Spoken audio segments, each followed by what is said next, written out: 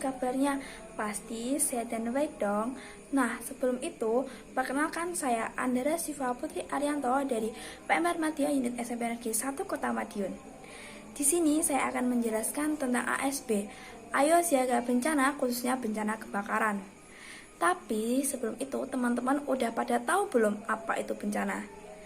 Bencana adalah kejadian luar biasa yang disebabkan oleh faktor alam maupun ulah manusia yang dapat menimbulkan korban jiwa. Berdasarkan jenis dan karakteristiknya, bencana sendiri dikelompokkan menjadi dua, yaitu bencana berdasarkan waktu dan bencana berdasarkan faktor penyebabnya. Bencana berdasarkan waktu dibagi menjadi dua, yaitu bencana yang terjadi secara tiba-tiba, contohnya angin topan, tsunami, kebakaran, dan lain sebagainya. Bencana yang terjadi secara perlahan, contohnya banjir, kekeringan, dan lain-lain. Yang kedua yaitu bencana berdasarkan faktor penyebabnya. Ada bencana yang disebabkan oleh gejala alam, bencana yang disebabkan oleh manusia, dan bencana yang disebabkan oleh manusia dan alam. Itu tadi pengertian jenis dan karakteristik bencana.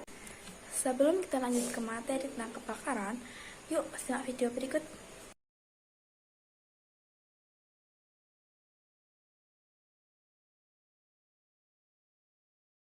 Apa sih kebakaran itu?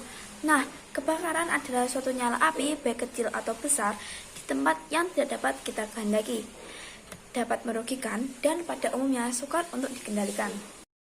Kebakaran terbagi menjadi 4 jenis. Yang pertama itu kelas A, kebakaran yang disebabkan oleh benda-benda padat, contohnya kayu, kertas, plastik, dan lain sebagainya. Yang kedua itu kebakaran kelas B, kebakaran yang disebabkan oleh benda-benda yang mudah terbakar, biasanya berbentuk cairan, contohnya minyak tanah, solar, bensin, alkohol, dan lain sebagainya. Yang ketiga itu kebakaran kelas C, kebakaran yang disebabkan oleh listrik maupun bahan kimia kering. Yang keempat itu kebakaran kelas D, kebakaran yang melibatkan bahan-bahan bakar seperti logam, titanium, magnesium, dan lain sebagainya. Masih banyak orang yang belum sadar atas perilaku ataupun kebiasaannya yang dapat menyebabkan kebakaran. Salah satunya itu membuang puntung rokok sembarangan di semak-semak dengan kondisi tanah yang kering, itu dapat menjadi salah satu faktor terjadinya kebakaran.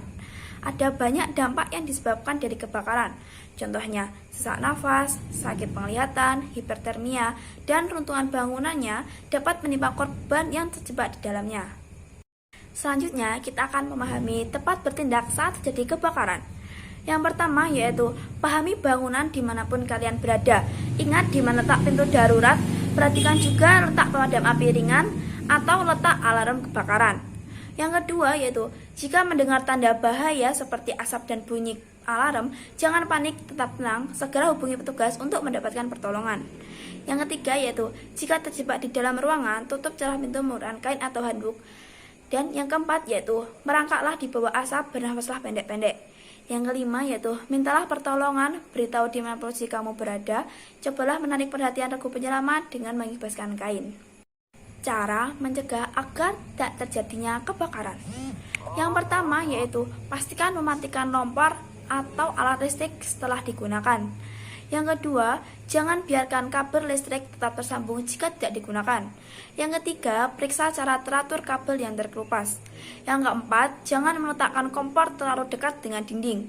Yang kelima, jangan membakar sampah di tengah terik matahari atau pada saat angin bertiup kencang. Nah, itu tadi penjelasan materi kebakaran dari saya. Semoga bermanfaat untuk kita semua. Nah, jika ada salah kata, saya mohon maaf. Wassalamualaikum warahmatullahi wabarakatuh.